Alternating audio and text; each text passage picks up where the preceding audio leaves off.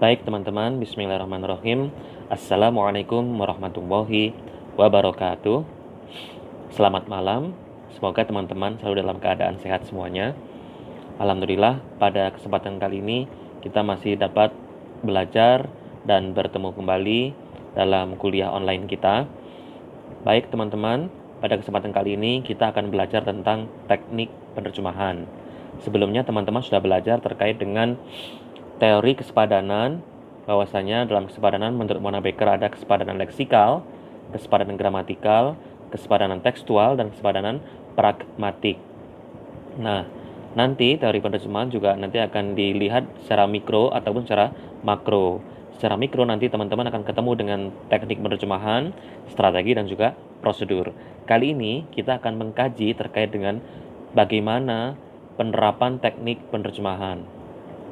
Baik, teman-teman, teori tentang teknik penerjemahan ini cukup penting karena dari sini kita bisa mengetahui teknik apa yang digunakan oleh penerjemah dalam menerjemahkan teks satuan bahasa, khususnya dari bahasa sumber menuju bahasa sasaran. Teknik penerjemahan memegang peranan yang cukup penting. Maka dari itu, kajian teknik penerjemahan kami sampaikan terlebih dahulu karena ini menjadi pondasi atau landasan teoritis nanti dalam kajian penelitian penerjemahan. Mau tidak mau, dalam penelitian penerjemahan pasti nanti akan melibatkan kajian terkait teknik, strategi, ataupun prosedur dalam penerjemahan. Baik kawan-kawan, kita mulai dari definisi. Apa yang dimaksud dengan teknik penerjemahan? Kita lihat dari definisinya ya kawan-kawan. Definisi teknik penerjemahan adalah cara, kata kuncinya adalah cara yang khusus yang digunakan oleh penerjemah dalam menerjemahkan satuan kebahasaan dalam kurung tataran mikro. Jadi tatarannya kecil, satuan kebahasaan. Kalau ditanya ukuran mikro dan makronya dari mana? Jawabannya dari satuan kebahasaannya. Dari bahasa sumber menuju kepada bahasa sasaran. Misalkan kita menerjemahkan dari bahasa Arab menuju bahasa Indonesia juga boleh.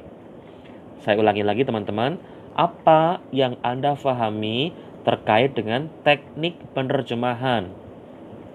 Teknik penerjemahan adalah cara yang khusus yang digunakan oleh penerjemah dalam menerjemahkan, ingat, satuan kebahasaan. Masih ingat satuan kebahasaan?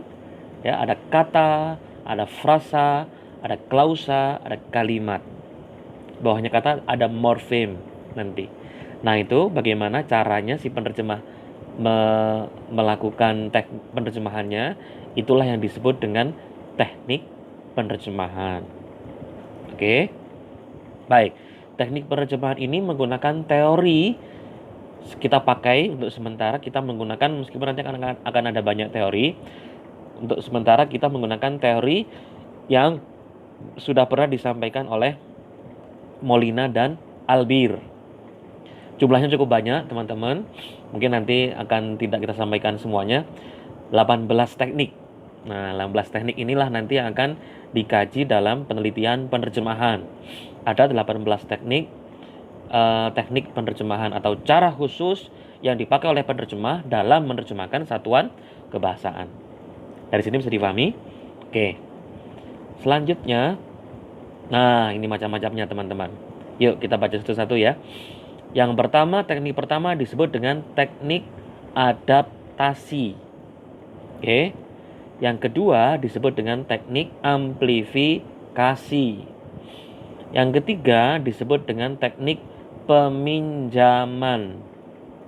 Yang keempat disebut dengan teknik kalke. Yang kelima disebut dengan teknik kompensasi. Yang keenam disebut dengan teknik deskripsi. Yang ketujuh disebut dengan teknik kreasi diskursif. Saya ulangi, yang ketujuh disebut dengan teknik penerjemahan kreasi diskursif. Biasanya sering disingkat dengan KD gitu, KD, kreasi diskursif. Yang kedelapan disebut dengan padanan lazim. 9 disebut dengan generalisasi, 10 disebut dengan amplifikasi linguistik, yang 11 disebut dengan kompresi linguistik, yang ke-12 disebut dengan penerjemahan harfiah, yang ke-13 disebut dengan teknik penerjemahan modulasi, yang ke-14 disebut dengan teknik penerjemahan partikularisasi, yang ke-15 disebut dengan teknik penerjemahan reduksi, yang ke-16 teknik penerjemahan substitusi, 17 transposisi, 18 disebut dengan teknik penerjemahan variasi. Nah, ini yang menjadi landasan teoritis kalau mau mengkaji penerjemahan. Kita mulai dari kajian teknik penerjemahan dulu. Kita melihat caranya bagaimana yang digunakan oleh penerjemah dalam menerjemahkan satuan bahasa, baik berupa kata, baik berupa morfem, baik berupa klausa, frasa, kalimat dari bahasa sumber menuju bahasa sasaran. Oke, kawan-kawan. Baik, selanjutnya ada pertanyaan. Nah, ini.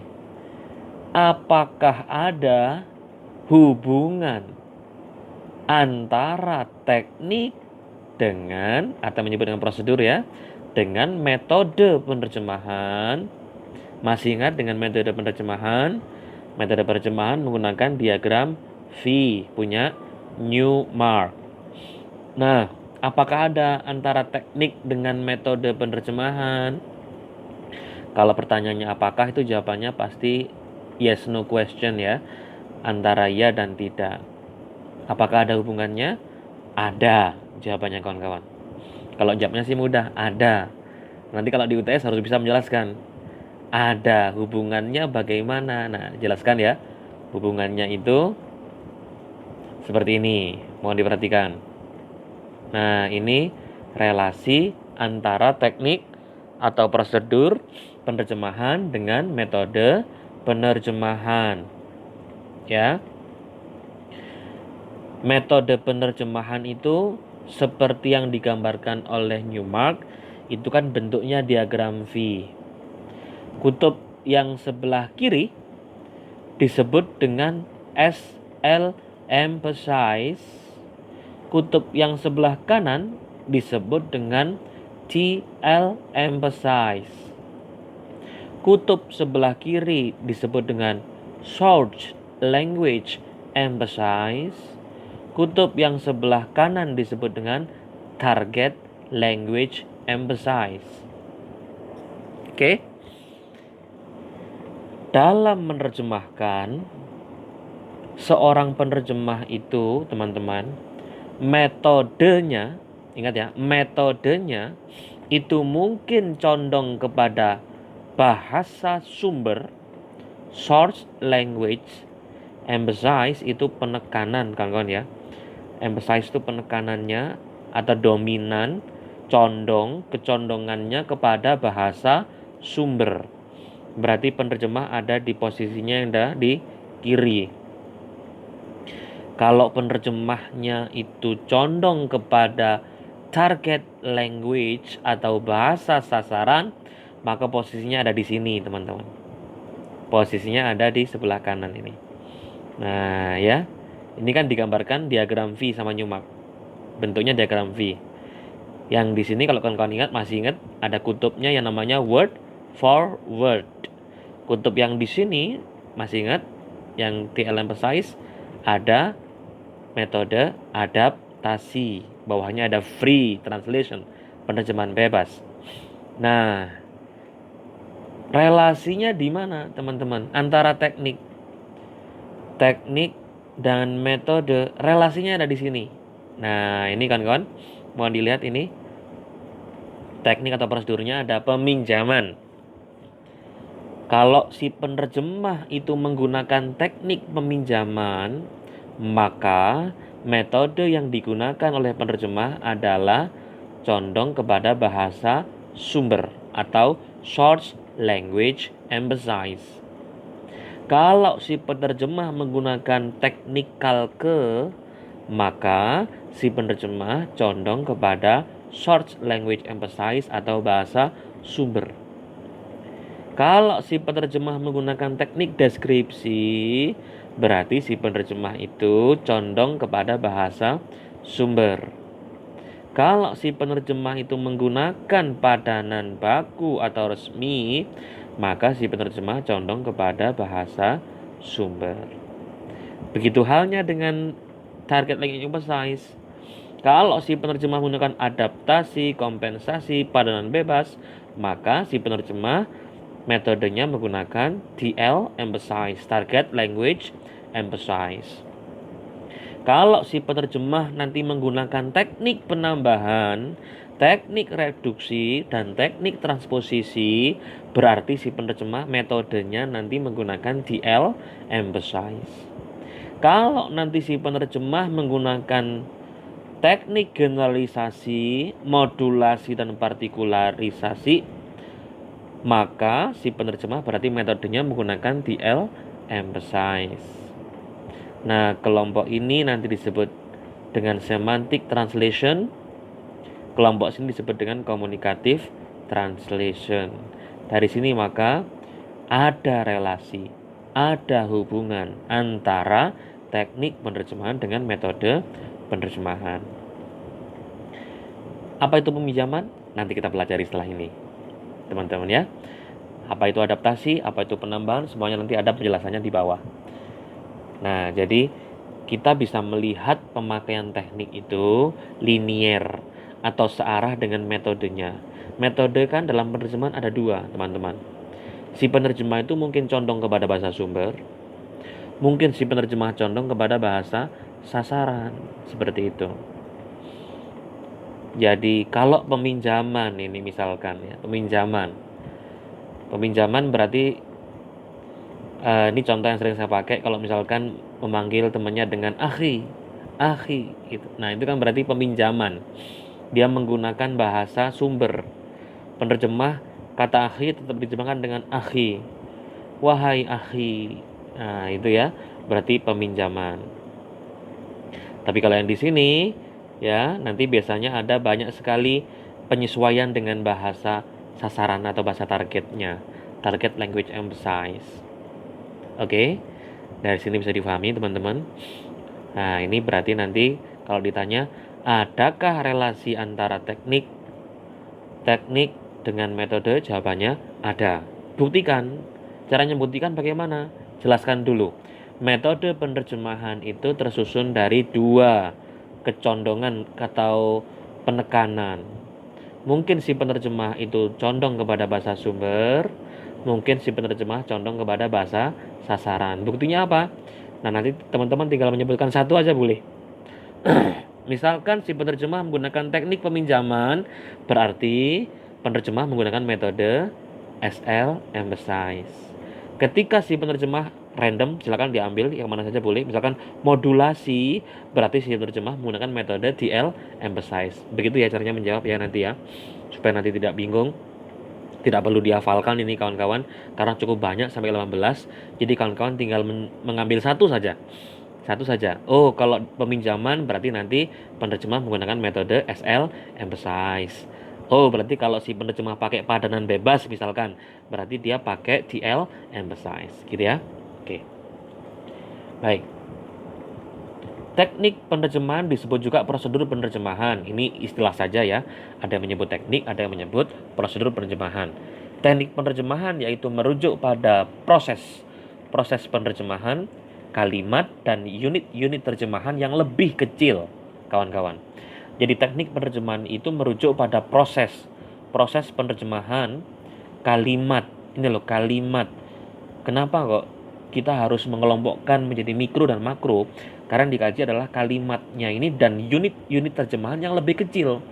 Di bawahnya kalimat kan ada klausa. Di bawahnya klausa kan nanti ada frasa. Di bawahnya frasa nanti ada kata. Di bawahnya kata nanti ada morfem, gitu ya. Makanya ini disebut dengan merujuk pada proses penerjemahan kalimat dan unit-unit terjemah yang lebih kecil. Berbeda dengan metode yang mengarah pada proses penerjemahan teks secara keseluruhan. Kalau metode itu skopnya kan makro kan kawan. Makanya dia disebut dengan makro itu karena dia mengkaji teks secara keseluruhan. Skopnya lebih besar daripada teknik. Kalau teknik yang dikaji yang kecil-kecil. Caranya menerjemahkan yang kecil-kecil. Bagaimana menerjemahkan kalimat, bagaimana menerjemahkan frasa, itu ya. Itu nanti kajiannya ada di teknik penerjemahan. Bisa dipahami ya, kawan-kawan ya. Artinya, objek material dari teknik penerjemahan adalah penanganan teks pada tataran mikro, yaitu kalimat yang menjadi satuan kecil dalam sintaksis. Sedangkan dalam metode penerjemahan berupa wacana. Jadi yang dikaji itu mikro, itu kecil ya kan, dalam teknik. Jadi yang dimaksud mikro itu dilihat dari satuan bahasanya. Sudah saya ingatkan berkali-kali, kenapa Pak kok disebut dengan mikro? Karena yang dikaji adalah satuan bahasa, kalimat, klausa, frasa, kata gitu ya. Sehingga dia disebut dengan satuan yang tataran mikro. Baik, macam-macam teknik penerjemahan. Ya, kita mulai ya. Oke, kita mulai dari yang pertama. Adaptasi. Ayo, masih ingat apa tidak? Adaptasi tadi ikut yang kelompok mana? SL apa TL? Yuk, tebak-tebakan. Adaptasi masuk dalam kelompok si penerjemah. Condong kalau si penerjemah menggunakan teknik adaptasi, berarti penerjemahnya condong ke metode yang bahasa sumber atau bahasa sasaran? Bahasa sasaran. Kita cek ya, coba ya, adaptasi masuk yang mana? Apakah benar masuk di bahasa sasaran? Nah, ya kan? Jadi kalau si penerjemah menggunakan teknik adaptasi, teman-teman, maka si penerjemah metode yang dipakai nanti adalah condong kepada bahasa sasaran atau bahasa target. TL emphasize. Yuk kita mulai dari yang pertama, tentang teknik adaptasi. Adaptasi itu apa? Teknik penerjemahan yang menggantikan unsur-unsur budaya yang khas dalam bahasa sumber dengan unsur-unsur budaya yang ada dalam bahasa sasaran. Saya ulangi, teknik adaptasi adalah teknik atau cara khusus yang dipakai oleh penerjemah dengan cara mengganti.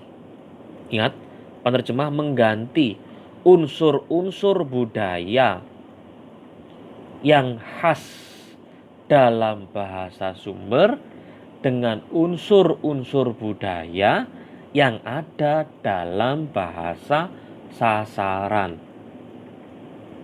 Ya, jadi mengganti unsur budaya. Itulah hakikat atau definisi dari teknik yang pertama adalah teknik adaptasi. Teknik ini dapat digunakan apabila unsur atau elemen budaya tersebut memiliki padanan dalam bahasa sasaran.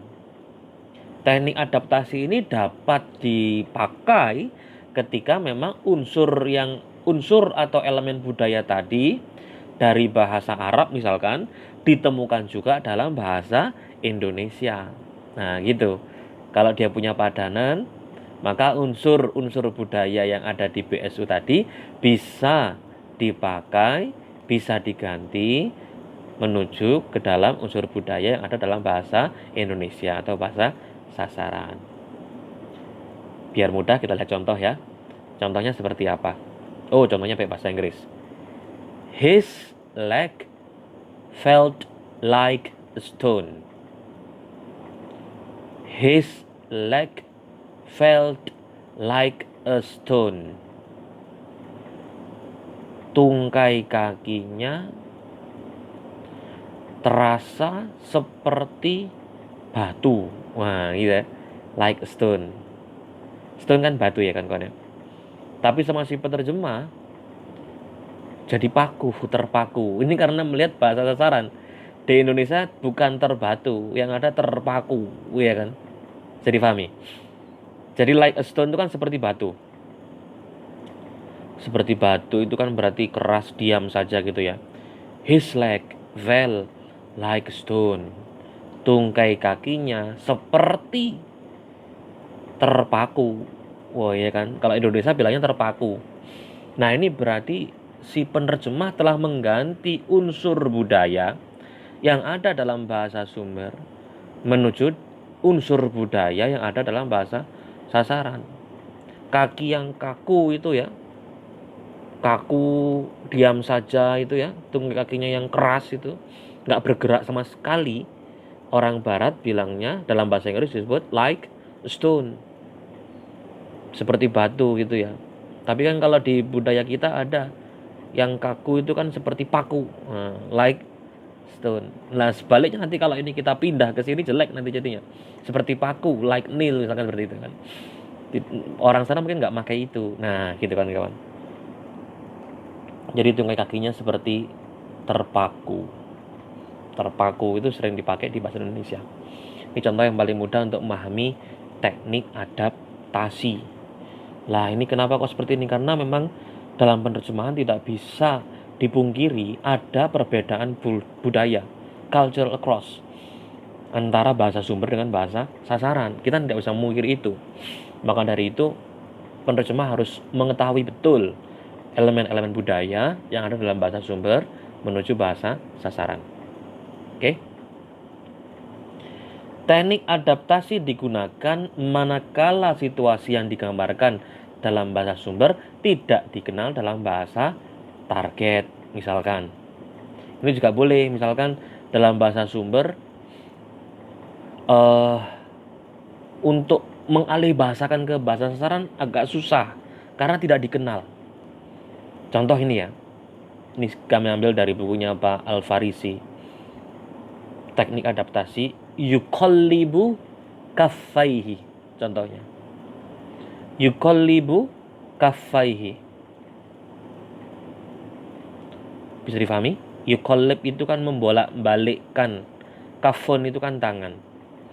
Kalau secara harfiah diterjemahkan menjadi membolak-balikkan kedua tangan. Maksudnya apa? Yuqallibu kaffaihi itu kalau dalam Al-Quran itu maksudnya adalah penyesalan. Nah, kalau di Indonesia kan penyesalan itu kan dengan mengelus dada. Itu yang dilakukan.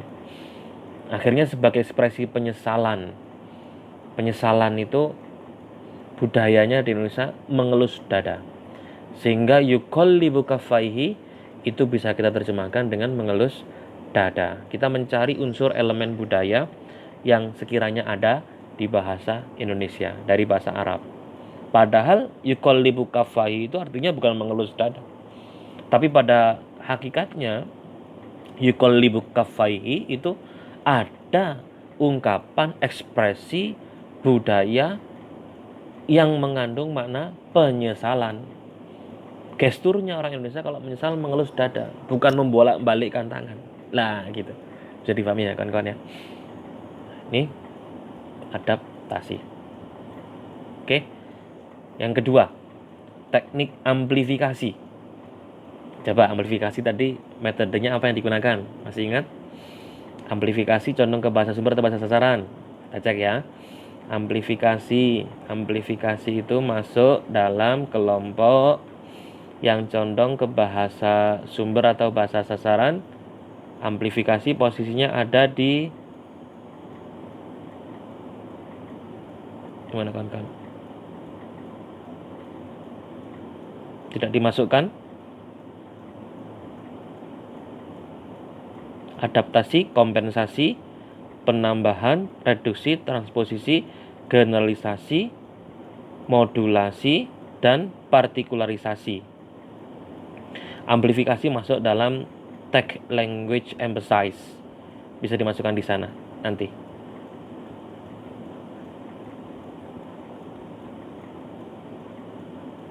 Ada adaptasi, ya, ada amplifikasi. Nah, ya kan? Penambahan masuk dalam target language emphasize. Jadi metode yang digunakan kalau si penerjemah menggunakan teknik amplifikasi atau teknik penambahan, berarti si penerjemah menggunakan metode yang condong kepada bahasa target atau bahasa sasaran. Baik, yuk kita pahami apa yang dimaksud dengan teknik amplifikasi atau penambahan itu. Teknik penerjemahan yang menambah detail informasi. Saya ulangi. Teknik penerjemahan yang menambah detail informasi yang tidak terdapat dalam teks bahasa sumber.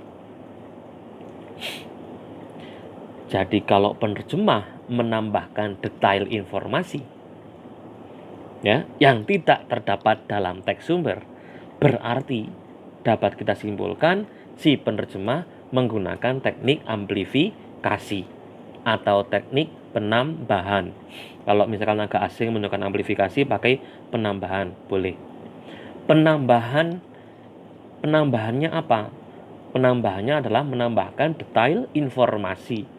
Penambahan dalam teknik ini hanya informasi yang digunakan untuk membantu penyampaian pesan atau pemahaman pembaca. Jadi si penerjemah itu tujuannya menambahkan detail informasi untuk apa? Supaya pesan itu bisa tersampaikan kepada pembaca dalam menerjemahkan.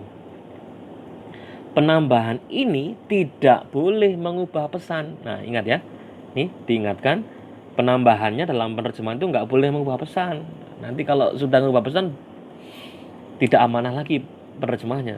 Nah, yang ada dalam teks bahasa sumber. Oke, saya ulangi. Apa yang Anda pahami tentang teknik amplifikasi? Teknik amplifikasi adalah teknik penerjemahan yang menambah detail informasi. Informasinya yang tidak terdapat dalam teks bahasa sumber. Langsung ke contoh ya, biar mudah. There are many Indonesian at the ship.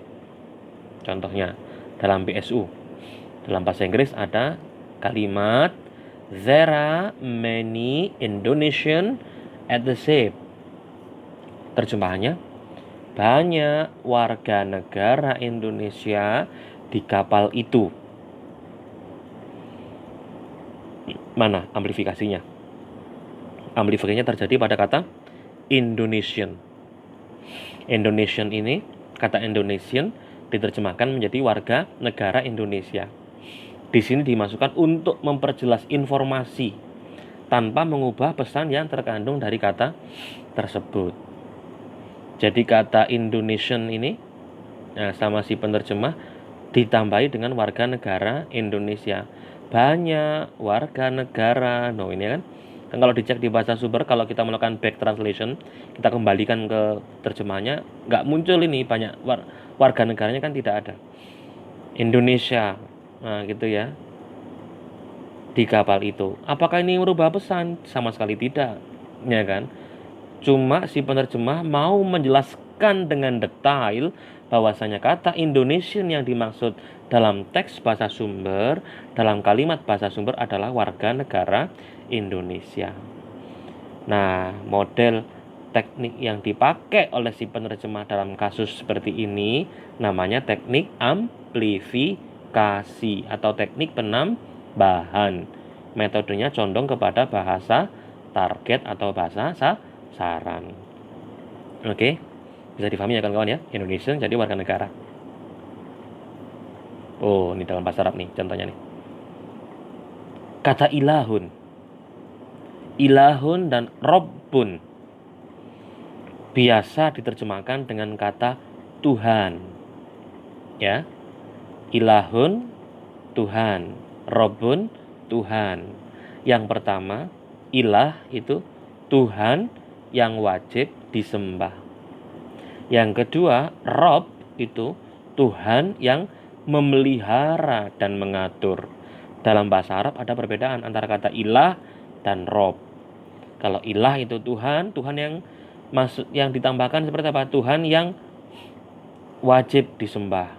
Kalau Rabb itu Tuhan yang memelihara, mengatur itu ya. Dengan teknik amplifikasi, kata Rabb itu dapat diterjemahkan menjadi Tuhan yang memelihara dan mengatur. Adapun ilah itu Tuhan yang berhak disembah. Penerjemah menambahkan detail informasi antara kata ilahun dan kata Rabbun. Nah, kasus demikian kalau ada kata Rabb diterjemahkan dengan Tuhan yang memelihara dan mengatur, ilah diterjemahkan dengan Tuhan yang berhak disembah. Pada intinya kan hanya Tuhan, tapi detail informasi ditambahkan berarti si penerjemah telah menggunakan teknik amplifikasi atau penambahan. Oke, mungkin itu dulu ya kawan-kawan. Pada kesempatan kali ini nanti kita lanjutkan lagi pada pertemuan yang akan datang. Pada intinya tolong dimatangkan dulu dua konsep teknik ini, masih banyak, ada 18 ya. Tapi paling tidak kawan-kawan sudah tahu ada adaptasi dan ada amplifikasi. Terus kalau saya simpulkan pada malam hari ini teman-teman sudah belajar tentang teknik penerjemahan, definisinya apa, cara khusus ya, cara khusus, terus juga yang paling penting relasi, hubungan antara teknik dan metode. Dan nanti tolong dijelaskan. Jadi nanti tugasnya teman-teman silahkan menjelaskan hubungan relasi, tolong dinarasikan ya, antara teknik dan metode. Terus yang kedua berikan contoh teknik adaptasi dan teknik amplifikasi. Silahkan kawan-kawan mencari contoh kedua teknik tersebut dari berbagai macam sumber. Silahkan, tidak harus bahasa Arab, kalau bahasa Arab lebih baik ya. Ini hanya semacam penguatan pemahaman teori. Oke, seperti itu. Ini yang dapat kami sampaikan pada malam hari ini. Semoga kawan-kawan tetap dalam keadaan sehat, tetap semangat meskipun kuliah jarak jauh, meskipun kuliah online. Kurang lebihnya kami mohon maaf. Assalamualaikum warahmatullahi wabarakatuh.